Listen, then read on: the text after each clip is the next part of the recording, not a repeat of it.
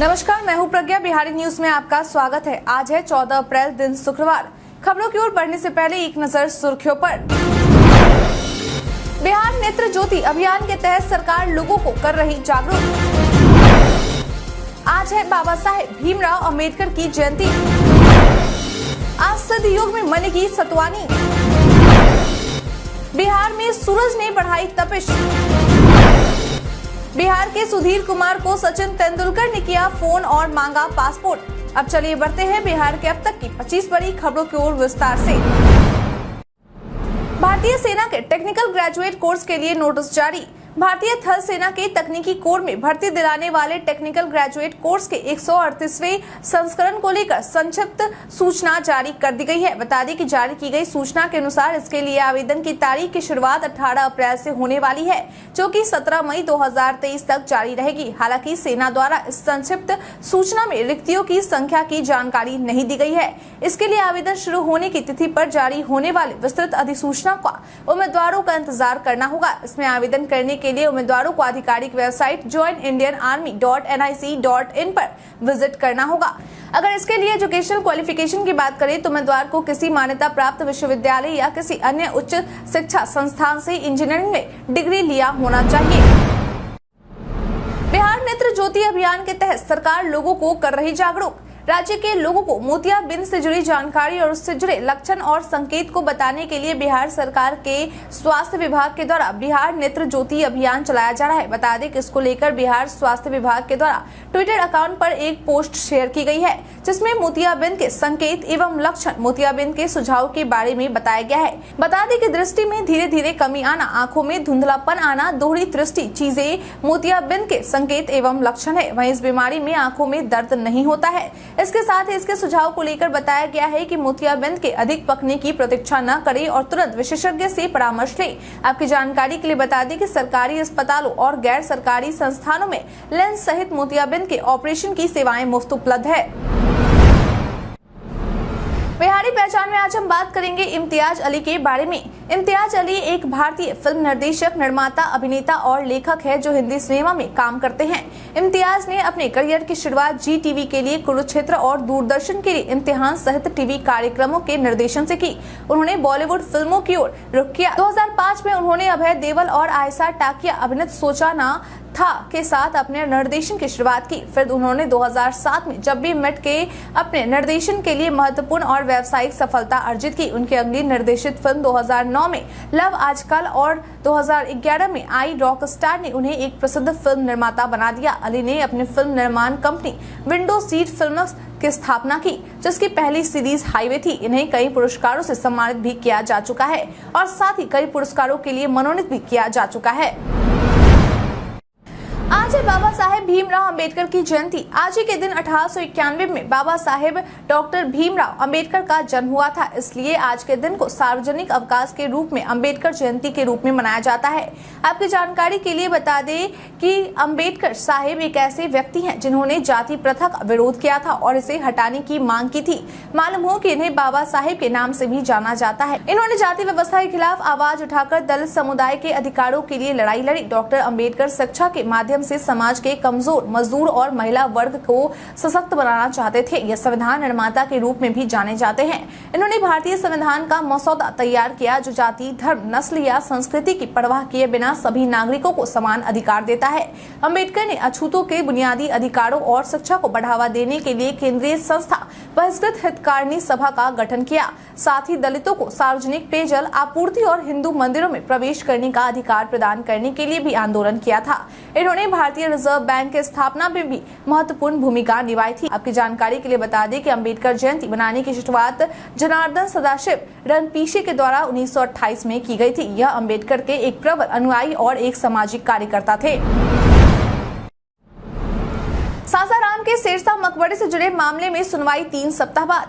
Patna high court के chief justice केवी चंद्रन की खंडपीठ के द्वारा सासाराम के ऐतिहासिक महत्व के धरोहर शेरशाह के मकबरे के आसपास बड़े तालाब में स्वच्छ और ताजा पानी आने के लिए बनाए गए नाले के बंद होने के मामले पर अधिवक्ता कन्हैया लाल भास्कर की जनहित याचिका पर सुनवाई की गई।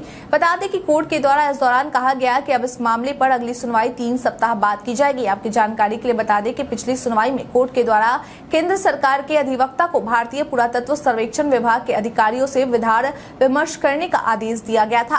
मालूम हो कि अब इस मामले पर अगली सुनवाई कोर्ट के द्वारा 3 सप्ताह बाद पूरी की जाएगी। आज सिद्ध युग में मनेगी सतुवानी। आज यानी कि 14 अप्रैल को सिद्ध युग में सतुवानी मनाया जा रहा है। वहीं कल यानी कि 15 अप्रैल को जूड़ शीतल का पर्व मनाया जाएगा। मालूम हो कि इस पर्व के साथ ही पिछले 1 माह से चल रहे खरमास की समाप्ति हो जाएगी। बता दें कि मान्यता के अनुसार आज के दिन सूर्यदेव की कृपा पाने और पितरों को संतुष्ट करने के लिए सत्तू, गुड़, चना, पंखा, सजल, घट, आम, ऋतु फल एवं अन्य दान का विशेष महत्व है। इसके साथ ही आज के दिन श्रद्धालु स्नान के बाद सत्तू और गुड़ खाते हैं। आपकी जानकारी के लिए बता दें कि आज के दिन सूर्य राशि परिवर्तित करते हैं। इसी के साथ इस दिन से गर्मी का मौसम शुरू हो जाता है। मालूम हो कि आज के दिन लोग अपने घरों में आम के टिकोड़े और इमली की चटनी बनाते हैं। इसके बाद चना, जौ, गेहूं और मक्का की सत्तू मिलाकर पानी में आटे की तरह गूंथकर खाया जाता है। लोग इसके साथ अचार, चोखा और चटनी खाते हैं। इसके अलावा कई लोग नींबू, मिर्च, टमाटर, चटनी, नमक आदि मिलाकर केवल चने के सत्तू का ही सेवन करते हैं। मनीष कश्यप के सपोर्ट वाले सोनू सूद के ट्वीट पर भड़के आईपीएस सुशील कुमार। कुछ दिनों पहले बॉलीवुड एक्टर सोनू सूद के द्वारा मनीष कश्यप के सपोर्ट में ट्वीट किया गया था। बता दें कि अब उनके द्वारा किए गए इस ट्वीट पर बिहार आर्थिक अपराध शाखा में एसपी और वरिष्ठ आईपीएस अधिकारी सुशील कुमार ने अपनी नाराजगी व्यक्त की है। मालूम हो कि उन्होंने सोनू सूद की ट्वीट पर नाराजगी जताते हुए अपने फेसबुक पर लिखा है कि सोनू सूद जी, देश में कानून और न्याय सर्वोपरि है। देश हित के पीछे छिपकर समर्थन करने के पहले इंतजार कर लेते। आपका ट्वीट शक और अविश्वास पैदा करता है। पुलिस पर भरोसा बेशक मत कीजिए, देश की न्याय व्यवस्था का सम्मान कीजिए। मैं भी कहता हूं, जो होगा अच्छा ही होगा। आपकी ये बेचैनी और जल्दबाजी आपके एजेंडे को एक्सपोज करती है। देश में मसीहा बनने की होड़ मची है। आपको भी जनता बना देगी, व्याकुल नहीं होना है। आपका एक नागरिक #देशहित में जारी। खेतों में लटके बिजली के तार होंगे दुरुस्त। गर्मी के दिनों में आगलगी की घटना से बचाव और बरसात से पहले की जाने वाली सभी तैयारियों को लेकर बिहार राज्य विद्युत वितरण कंपनी के द्वारा राज्य के सभी विद्युत अंचल पदाधिकारियों को निर्देश दिया गया है कि वे ग्रामीण इलाकों में खेतों में लटके बिजली की तार को दुरुस्त कर दें, ताकि ऐसी घटनाओं को रोका जा सके। बता दें कि दिए गए निर्देश के अनुसार डिस्कॉम के द्वारा दी गई जानकारी के अनुसार अब सभी कटे हुए बिजली के तारों को बदल दिया जाएगा। वहीं वैसे ट्रांसफार्मर को भी चिन्हित किया जाएगा जहाँ गर्मी के कारण बिजली का लोड अधिक हो जाता है, ताकि वहाँ उच्च के ट्रांसफार्मर को लगाया जा सके। इसके साथ ही सभी विद्युत अंचल के अधिकारियों को यह भी निर्देश दिए गए हैं कि अप्रैल व मई में इन चीजों का विशेष ध्यान रखा जाए। बिहारी पर्यटन में आज हम बात करेंगे जयप्रकाश उद्यान के बारे में। जयप्रकाश उद्यान सहरसा जिले का एक प्रमुख पर्यटन स्थल है। यह उद्यान सहरसा जिले के बीचों बीच स्थित है। यह उद्यान सहरसा जिले में मत्स्य गंधा पथ पर स्थित है। आप यहां पर घूमने के लिए आ सकते हैं। इस पार्क में आपको चारों तरफ पेड़ पौधे देखने के लिए मिलते हैं। यहां पर बच्चों के खेलने के लिए बहुत सारे झूले भी लगाए गए हैं, जिसमें बच्चे काफी एंजॉय कर सकते हैं। यह पार्क सहरसा नगर निगम के द्वारा प्रबंधित किया जाता है। इस पार्क में आपको प्रवेश के लिए टिकट लगता है। यहाँ पर आपको छोटा सा जलकुंड भी देखने के लिए मिलता है। यहाँ पर विभिन्न प्रकार के पेड़ पौधे लगे हुए हैं। यहाँ पर आपको बत्तख भी देखने के लिए मिलते हैं। पार्क के बाहर पार्किंग की भी व्यवस्था है। शराब तस्करों के खिलाफ पुलिस को मिली बड़ी सफलता। बिहार में पूर्ण रूप से शराबबंदी है, लेकिन इसके बावजूद भी आए दिन शराब तस्करी से जुड़े मामले सामने आते रहते हैं। बता दें कि ताजा मामला बिहार के लखीसराय का है, जहां लखीसराय के बढ़ैया पुलिस को शराब तस्कर के खिलाफ बड़ी सफलता मिली है। एसपी पंकज कुमार के द्वारा दी गई जानकारी के अनुसार पुलिस के द्वारा गुप्त सूचना के आधार पर थानाध्यक्ष बढ़ैया के नेतृत्व में एक टीम बनाकर छापेमारी की गई थी। बता दें कि छापेमारी के दौरान पुलिस के द्वारा खुटहा गाँव के बुनियादी विद्यालय के पास से शराब की 17 पेटियों से भरी 2 लग्जरी 4 पहिया वाहन बरामद किया गया और साथ ही 6 तस्कर की गिरफ्तारी भी की गई। मालूम हो कि गिरफ्तार किए गए तस्कर झारखंड के बड़े तस्कर में से एक है। हालांकि इस दौरान कुछ स्थानीय शराब तस्कर भागने में फरार रहे, जिन्हें चिन्हित कर उनके खिलाफ प्राथमिकी दर्ज की गई है। बिहार के सुधीर कुमार को सचिन तेंदुलकर ने किया फोन और मांगा पासपोर्ट। 7 से 12 जून तक इंग्लैंड में होने वाले टेस्ट मैच में जाने की व्यवस्था करने के लिए बिहार के मुजफ्फरपुर जिले के रहने वाले और मास्टर ब्लास्टर सचिन तेंदुलकर के फैन सुधीर कुमार को सचिन तेंदुलकर ने फोन कर सुधीर कुमार का पासपोर्ट मांगा है।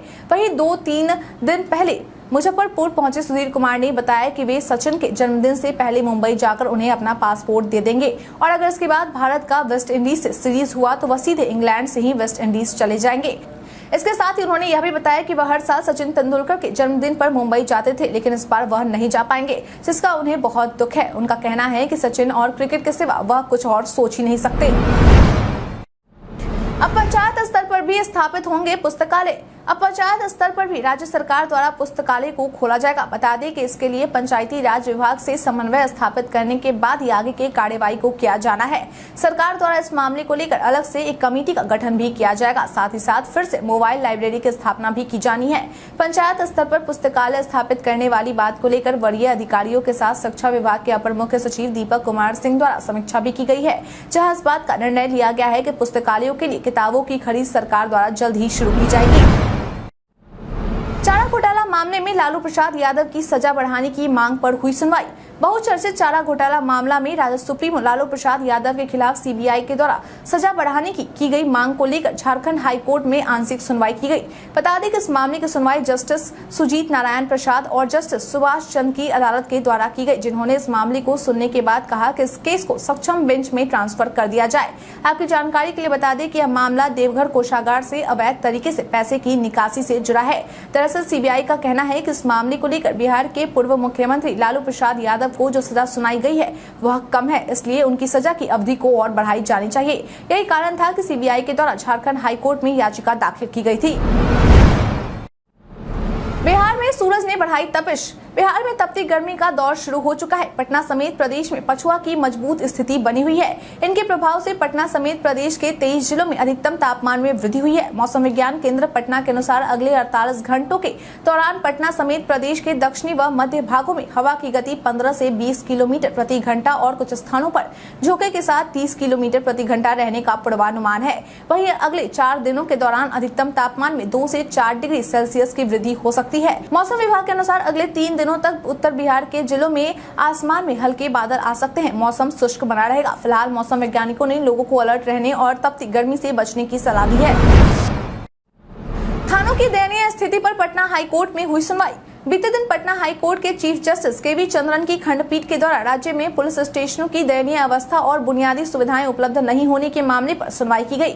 बता दें कि सुनवाई के दौरान कोर्ट को बताया गया कि पुलिस स्टेशनों के भवनों के निर्माण व सुधार के लिए उपलब्ध फंड के संबंध में 15 दिनों में डीजीपी बिहार के समक्ष विस्तृत ब्यौरा प्रस्तुत किया जाएगा। मालूम हो कि पिछली सुनवाई में कोर्ट ने राज्य सरकार को मॉडल पुलिस थाने के निर्माण पर विचार करने के लिए राज्य के विकास आयुक्त की अध्यक्षता में एक कमेटी गठित करने का निर्देश दिया गया था। राज्य सरकार की ओर से बिहार व अन्य राज्यों के मॉडल पुलिस थानों के संबंध में जानकारी दी गई। बता दें कि अब इस मामले पर अगली सुनवाई कोर्ट के द्वारा 1 महीने बाद की जाएगी। स्कूली बच्चों को सीबीएसई सिखाएगा खादी वस्त्र तैयार करने का हुनर।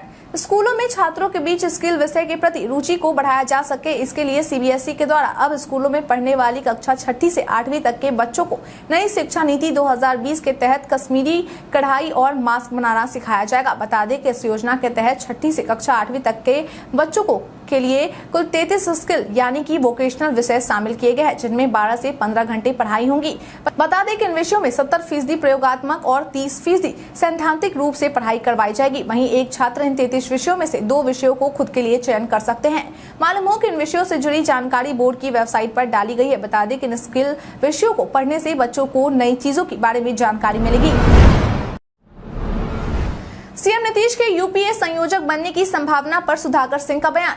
इन दिनों ऐसी बातें चल रही हैं कि मुख्यमंत्री नीतीश कुमार को यूपीए संयोजक बनाया जा सकता है। वहीं अब इस मुद्दे पर आरजेडी विधायक सुधाकर सिंह के द्वारा मीडिया से बातचीत करते हुए एक बड़ा बयान दिया गया है। उन्होंने कहा कि अगर नीतीश कुमार को संयोजक बनाया जाता है तो इससे बिहार को थोड़ा फायदा होगा। अगर यूपीए का नेता ही यूपीए के नेतृत्व करता है तो इसका ज्यादा असर होगा। उन्होंने कहा कि अगर कांग्रेस के द्वारा नीतीश कुमार को यूपीए का संयोजक बनाया जाता है तो यह बिहार के लिए गौरव की बात होगी। जेडीयू राज्य स्तरीय बहुत छोटी पार्टी है, इसलिए इसे देश को बहुत फर्क फर्क नहीं पड़ेगा, लेकिन अगर सभी नेता मिलजुल कर विपक्ष की लड़ाई को आगे बढ़ाते हैं तो सबका अपना अपना जनाधार है, सभी के अपने अस्तित्व हैं, तो हमें अपने प्रयास में सफलता मिल जाएगी।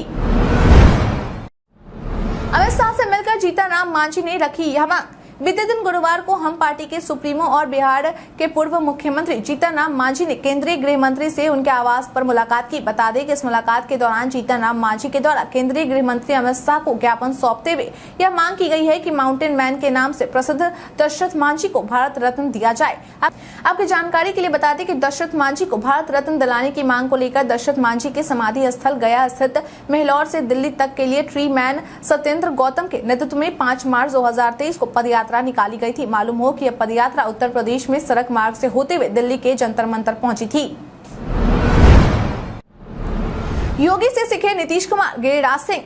राज्य में बढ़ती अपराधी घटनाओं को देखते हुए केंद्रीय मंत्री गिरिराज सिंह के द्वारा महागठबंधन सरकार पर निशाना साधा गया। उन्होंने कहा कि मुख्यमंत्री नीतीश कुमार को उत्तर प्रदेश की योगी सरकार से कुछ सीखना चाहिए ताकि राज्य में कानून व्यवस्था में सुधार लाया जा सके। उन्होंने कहा कि अगर नीतीश कुमार को कानून व्यवस्था सीखनी हो और यह महसूस करना हो कि सामान्य नागरिक कैसे अपने आप को सुरक्षित महसूस करते हैं तो वह योगी जी से इस बारे में सीख सकते हैं। दरअसल उत्तर प्रदेश STF की टीम ने गुरुवार को उमेश पाल हत्याकांड में फरार चल रहे अतीक अहमद के बेटे असद को एक एनकाउंटर में मार गिराया। इसके बाद उत्तर प्रदेश की कानून व्यवस्था को लेकर एक बार फिर से चर्चा तेज हो गई है। IPL में आज कोलकाता बनाम हैदराबाद मुकाबला। आज IPL 2023 का 19वां मुकाबला कोलकाता नाइट राइडर्स और सनराइजर्स हैदराबाद के बीच कोलकाता के ईडन गार्डन्स में खेला जाएगा। सनराइजर्स हैदराबाद की टीम ने अपने पिछले मुकाबले में पंजाब को हराया था। दूसरी तरफ कोलकाता की बात करें तो यह टीम अलग ही रंग में नजर आ रही है और फिलहाल इस टीम को रोकना असंभव लग रहा है। कोलकाता भी 3 मैच खेली है जिसमें उन्होंने 2 में जीत दर्ज की है। सिर्फ एक मैच में उनको हार का सामना करना पड़ा था। जीत के साथ दोनों टीमों के हौसले बुलंद है, इसलिए देखना दिलचस्प होगा कि दोनों में किसका मैच में पलड़ा भारी होता है। KKR और SRH दोनों ही टीमें अपने विनिंग कॉम्बिनेशन के साथ कोई छेड़छाड़ नहीं करना चाहेगी, इसलिए कोलकाता में होने वाले मुकाबले में हमें शायद ही दोनों टीमों में कोई बदलाव दिखे। KKR बनाम SRH हेड टू हेड आंकड़ों को देखें तो KKR का पलड़ा भारी नजर आ रहा है। अभी तक दोनों टीमें 23 बार आमने सामने आ चुकी हैं, जिसमें से 15 में KKR ने जीत दर्ज की है जबकि सिर्फ 8 में SRH को जीत मिली है। और KKR अपने घर में खेल रही है तो होम एडवांटेज तो उनको मिलेगा ही। मैच शाम 7:30 बजे से शुरू हो जाएगा जिसका सीधा प्रसारण स्टार स्पोर्ट्स नेटवर्क पर किया जाएगा, जबकि फोन पर आप जियो सिनेमा ऐप पर मैच का लुत्फ उठा सकेंगे। भारत के इतिहास में आज की तारीख है बेहद खास। सिखों के 10वें गुरु अर्जुन देव का 1563 में जन्म हुआ। औरंगजेब ने 1669 में दिल्ली पर हुकूमत की लड़ाई में दाड़ा को हराया। भारतीय संविधान के निर्माता बाबा साहेब भीमराव अंबेडकर का 1891 में जन्म हुआ। भारत रत्न से सम्मानित प्रसिद्ध भारतीय अभियंत्रक M विश्वेश्वरैया का 1962 में निधन हुआ। सन 1944 में मुंबई के बंदरगाह में हथियारों से भरे जहाज में विस्फोट हुआ। 1200 से अधिक मरे। भारत चौथी बार 1995 में एशिया कप क्रिकेट चैंपियन बना। 2005 में भारत और अमेरिका ने अपने अपने उड़ान क्षेत्र एक दूसरे की एयरलाइनों के लिए खोलने का समझौता किया। पश्चिम बंगाल, उड़ीसा, झारखंड और बिहार में 2010 को आए चक्रवाती तूफान में लगभग 123 लोगों की मौत हो गई। हिंदी के एक प्रमुख साहित्यकार राहुल सांकृत्यायन का 1963 में निधन हुआ था। आज के दिन को डॉक्टर भीमराव अंबेडकर जयंती और अग्निशमन दिवस मनाया जाता है। वाइल्डकार्ड में आज हम बात करेंगे SBI के बारे में। सोशल मीडिया पर कई सूचनाएं वायरल होती है लेकिन सभी सच हो ये जरूरी नहीं है। ऐसी कड़ी में आज हम बात करेंगे SBI के बारे में। दरअसल PIB ने अपने ट्वीट में लिखा है कि @the ऑफिशियल SBI के नाम से एक फर्जी मैसेज जारी किया गया है जिसमें कहा गया है कि अपने खाते को समाप्त होने से बचाने के लिए प्राप्तकर्ताओं से एक संदिग्ध लिंक पर अपना पैन अपडेट करें। PIB ने अपने ट्वीट में आगे लिखा है कि ऐसे धोखेबाजों से सावधान रहे। SBI कभी भी व्यक्तिगत बैंकिंग विवरण मांगने वाले ईमेल SMS नहीं भेजता है। अब 2 स्मार्टफोन में चलाए WhatsApp अकाउंट। WhatsApp के हर अपडेट पर नजर रखने वाली वेबसाइट WA बीटा इन्फो की एक रिपोर्ट सामने आई है। इस रिपोर्ट के मुताबिक WhatsApp के नए फीचर को एंड्रॉइड बीटा यूजर्स के लिए लाया गया है, जिसके तहत यूजर्स को एक ही WhatsApp अकाउंट को 2 स्मार्टफोन से लिंक करने की सुविधा दी जा रही है। हालांकि इसके लिए आपको कुछ स्टेप्स फॉलो करने होंगे। सबसे पहले WhatsApp का नया बीटा वर्जन डाउनलोड करना होगा। दूसरे डिवाइस में WhatsApp बिजनेस को डाउनलोड करना होगा। ओवरफ्लो मेन्यू से लिंक डिवाइस को सेलेक्ट करना होगा। प्राइमरी डिवाइस में WhatsApp ओपन करना होगा। प्राइमरी डिवाइस में WhatsApp पर सेटिंग पर टैप करना होगा। इसके बाद लिंक्ड डिवाइस पर टैप करना होगा। दूसरे डिवाइस पर प्राइमरी डिवाइस से QR कोड को स्कैन करना होगा। QR कोड स्कैन करने के साथ ही आप एक अकाउंट को 2 स्मार्टफोन पर चला सकेंगे। सरकार ने GST को लेकर जारी किया नया नियम। जीएसटी को लेकर सरकार के द्वारा कारोबार करने वालों के लिए एक नया नियम जारी किया गया है। दरअसल सरकार के द्वारा यह फैसला लिया गया है कि 100 करोड़ या उससे अधिक या उसके बराबर वार्षिक कारोबार वाले टैक्स पेयर्स के लिए ई चालान IRP पोर्टल पर पुराने चालान की रिपोर्टिंग पर एक समय सीमा लगाया जाएगा। मालूम हो कि यह समय सीमा 7 दिन का होगा, यानी कि अब लोगों को 7 दिनों के भीतर IPR यानी कि इनवॉइस पंजीकरण पोर्टल पर वर्तमान तिथि पर चालान अपलोड करना होगा। आपकी जानकारी के लिए बता दें कि सरकार के द्वारा बनाई गई इस नियम को 1 मई 2023 से लागू किया जा रहा है। वही GSTN नेटवर्क के द्वारा दी गई जानकारी के अनुसार वैसे चालान जो 7 दिनों से पुराने होंगे उन्हें रिपोर्ट करने की अनुमति नहीं दी जाएगी। हालांकि यह प्रतिबंध चालान पर लागू होगा और डेबिट क्रेडिट नोट्स की रिपोर्टिंग पर कोई समय प्रतिबंध नहीं होगा। केंद्र की मोदी सरकार के खिलाफ आरजेडी का मौन जुलूस। बीते दिन बिहार की राजधानी पटना के सड़कों पर आरजेडी के द्वारा केंद्र की मोदी सरकार के विरुद्ध अघोषित आपातकाल विरोधी संघर्ष मोर्चा के बैनर तले मौन जुलूस निकाला गया, जिसमें आरजेडी के राष्ट्रीय महासचिव श्याम रजक सहित कई नेताओं के द्वारा अपनी भागीदारी निभाई गई। बता दें कि आरजेडी राष्ट्रीय महासचिव श्याम रजक का कहना है कि हम लोग केंद्र की मोदी सरकार के द्वारा किए जा रहे तानाशाही रवैये के खिलाफ सड़क पर उतरे हैं। उन्होंने कहा कि देश में अघोषित आपातकाल जैसा माहौल है, यही वजह है कि हम लोगों ने जुलूस निकाला है और उसका विरोध कर रहे हैं। देश में तानाशाही सरकार के खिलाफ हम लोग का यह विरोध आगे भी जारी रहेगा। मालूम हो कि जुलूस में पहुंचे लोगों के द्वारा अपने मुंह पर काली पट्टी बांधकर रखा गया। बीते दिन हमारे द्वारा पूछे गए सवाल का आप लोगों में से बहुत लोगों ने अपना जवाब हमें हमारे कमेंट सेक्शन बॉक्स में लिख कर दिया था। जिन्होंने हमारे द्वारा पूछे गए सवाल का जवाब दिया है उनके नाम है रवि कुमार राम, सन्नी सहनी, मोहम्मद सकीर हुसैन, बाबूलाल मरांडी, नुनू गोलू कुमार, शंकर मुखिया, योगेंद्र रजक, कुलदीप कुमार, कन्हैया कुमार, राम नबी मांझी, कविता कुमारी, मधुलता, रंजीत रंजन, गौतम राज, नौसद राजा। इसके साथ ही बढ़ते हैं आज के सवाल की ओर। आज का सवाल है IPL 2023 में अब तक खेले गए मैचों में आपको किस खिलाड़ी का प्रदर्शन सबसे अच्छा लगा? आप अपना जवाब हमें हमारे कमेंट सेक्शन में लिखकर जरूर बताएं। आज के लिए इतना ही। बिहार के तमाम खबरों के साथ बने रहने के लिए देखते रहें बिहारी न्यूज और साथ ही अगर आप YouTube से देख रहे हैं चैनल को सब्सक्राइब करना और अगर आप Facebook से देख रहे हैं पेज को फॉलो करना ना भूलें। धन्यवाद।